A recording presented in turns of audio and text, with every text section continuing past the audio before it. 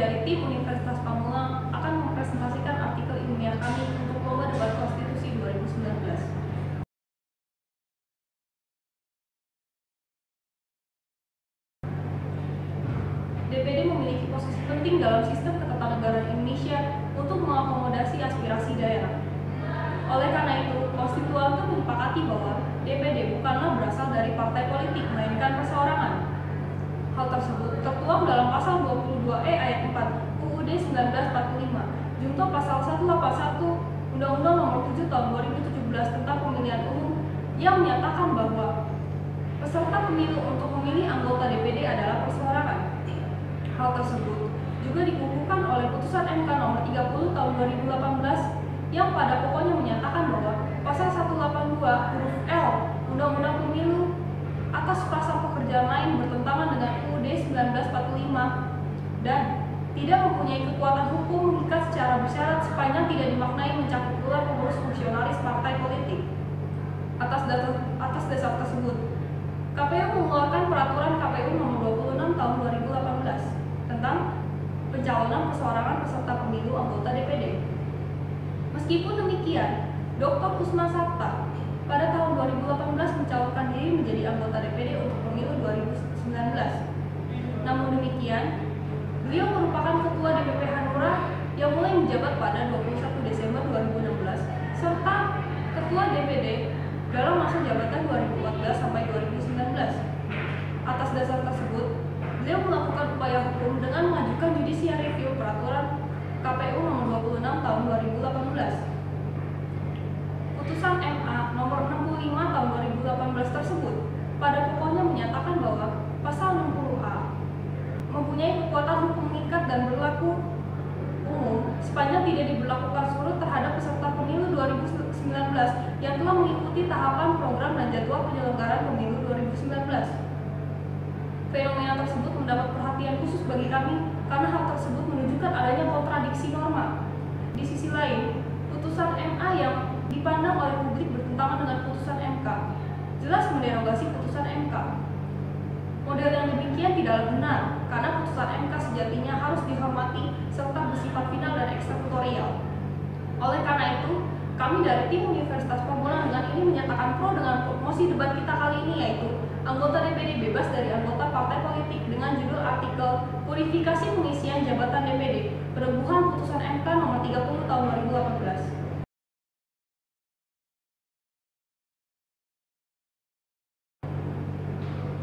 Dewan Perwakilan Daerah (DPD) merupakan lembaga negara di bidang legislatif.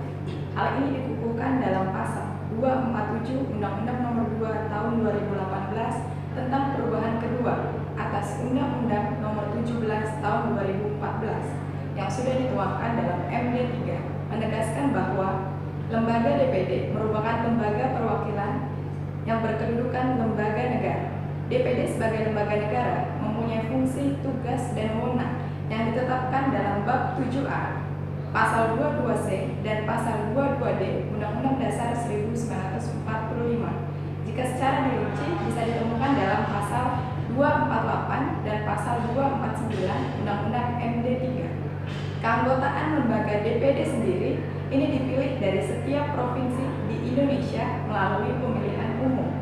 Sejatinya, anggota DPD ialah merupakan representatif daerah dari setiap provinsi sebagai lembaga perwakilan setiap daerahnya untuk memperjuangkan hubungan antara pusat dan daerah.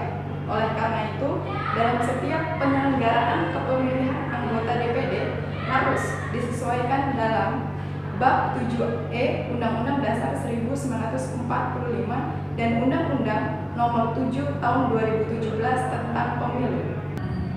Berkaitan dengan hal ini, Mahkamah Konstitusi menetapkan desain fungsi, tugas, dan wewenang kelembagaan DPD sebagai organ konstitusional.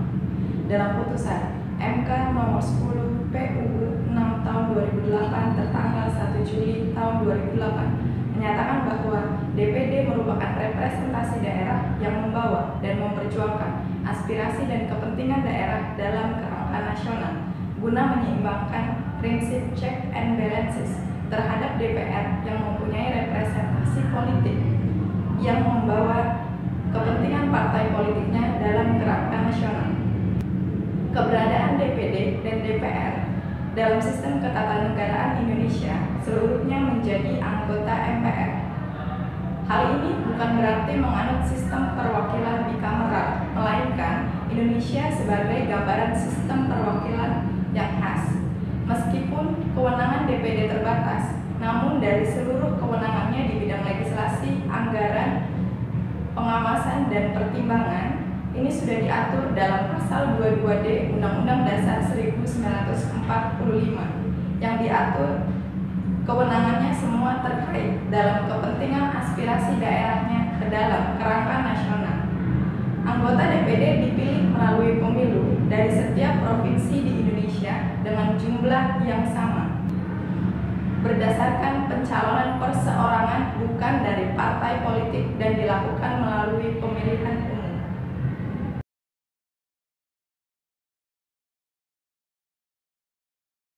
Dalam perspektif implementasi, putusan final dan mengikat pada kenyataannya bukanlah satu-satunya solusi konklusif bagi perseteruan hukum yang didalilkan oleh pemohon.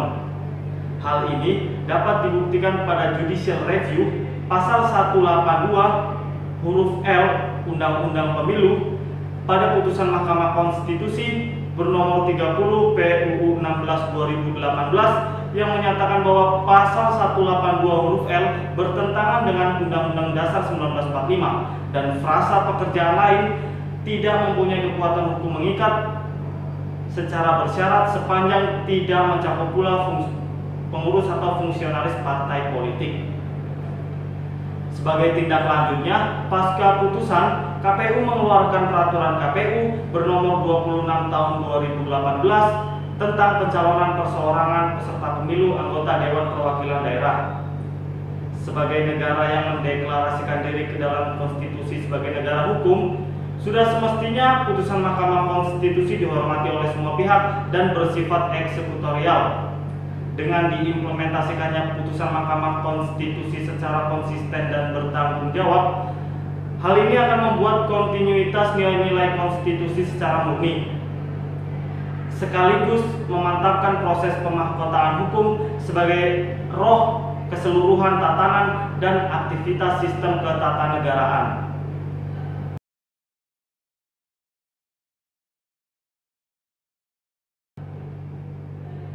Undang-Undang Pemilu secara yuridis telah menyebutkan secara jelas bahwa peserta pemilu untuk memilih anggota DPD adalah perseorangan. Perseorangan yang dimaksud ini diteguhkan oleh putusan MK nomor 30 tahun 2018, yaitu bukanlah dari partai politik. Hal tersebut juga dikukuhkan pada putusan MK nomor 10 tahun 2008 dan pasal 22E ayat 4 Undang-Undang Dasar 1945.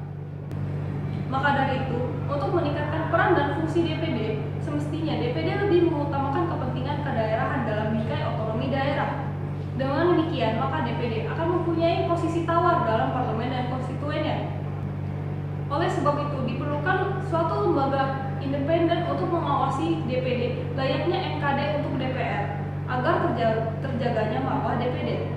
Selain itu, untuk menjawab ketidakpastian hukum di